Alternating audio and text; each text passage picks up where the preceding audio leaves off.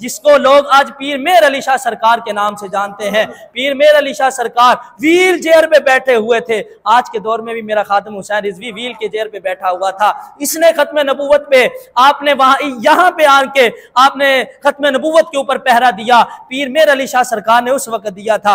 आपने उस काने को सीधा डायरेक्ट चैलेंज किया, कहा तू कहता है मैं कुरान की तफसीर बड़े अच्छे से लिख लेता हूं, आए आज ये बादशाही मस्जिद जो है इसमें अदालत लगेगी, तू भी आ जाना मैं भी आ जाऊंगा, यहाँ पे आके फैसला हो जाएगा कौन मोहम्मद अरबी का सच्चा गुलाम है और कौन झूठा है। कहते हैं यहाँ पे पीर मेहर अली शाह सरकार आ गए। वो काना तो आया नहीं, ना ही उसने आना था, उसे पता था मैं झूठा हूँ, लईन हूँ, कज़्ज़ाब हूँ, वो तो नहीं आया। लेकिन पीर मेहर अली शाह सरकार के सामने उसने एक शर्त रखी थी। उसने ये शर्त रखी थी कि कुरान की तफसीर लिखनी है, जिसने बेहतरीन तफसीर लिख ली वो सच्चा हो जाएगा।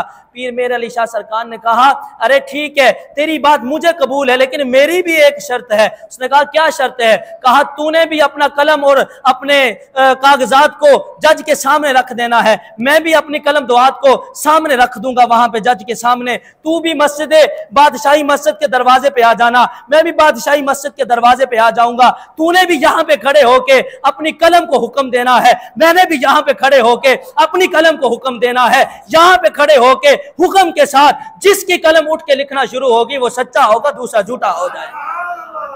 जिसकी कलम उठ के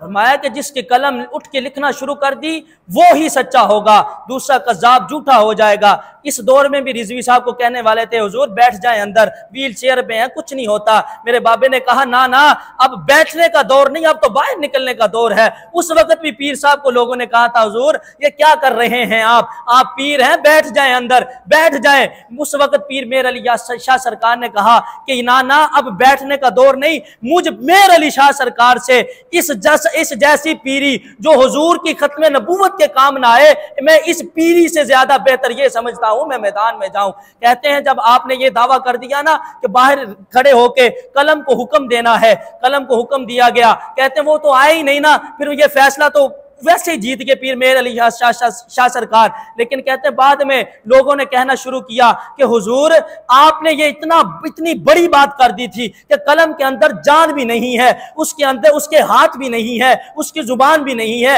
वो कैसे लिखती, वो बेजान चीज है। आपने बेजान चीज का दावा कर दिया। मेरे पीर मेहर अली शाह सरकार के अल्फाज में कुर्बान जाऊं, आपने कहा सोने बात ऐसे थोड़ी की जाती है, मज जब भी टेल लगाती है वो अपने किले के जोर के ऊपर टेल लगाती है। कहा पीर मेहर अली शाह सरकार ने ये बात ऐसे नहीं कही थी, मैं जब कह रहा था मेरी कंध के ऊपर मुस्तफा का हाथ पड़ा हुआ है, जब मैं कह रहा था मेरी कमर के ऊपर मुस्तफा की थापी थी, मैं मुस्तफा के हुक्म के साथ कह रहा था।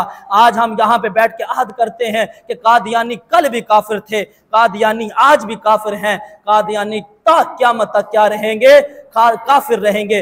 माशाल्लाह आज 8 सितंबर है, कल 7 सितंबर था। 1974 में हमारे मुल्क पाकिस्तान में ये आयन कबूल हुआ था। अल्हम्दुलिल्लाह हम मुल्क पाकिस्तान को ये सिर्फ एजाज़ हासिल है कि साल के बाद जब भी 7 सितंबर आता है तो हम लोग बड़े धूमधाम से योम तहफ़्फ़ुज़ ख़त्म नबूवत का दिन मनाते हैं। अल्लाह का लाख शुक्र है। अल्लाह रब्बुल इज़्ज़त से ये दुआ है कि अल्लाह ताला हमें हुज़ूर से पक्की और सच्ची मोहब्बत अता फरमाए और ख़त्म नबूवत के ऊपर हमारा अकीदा जो है वो मजबूत बनाए और साबित कदमी रखे। वमा अलैया इल्लल बलागुल।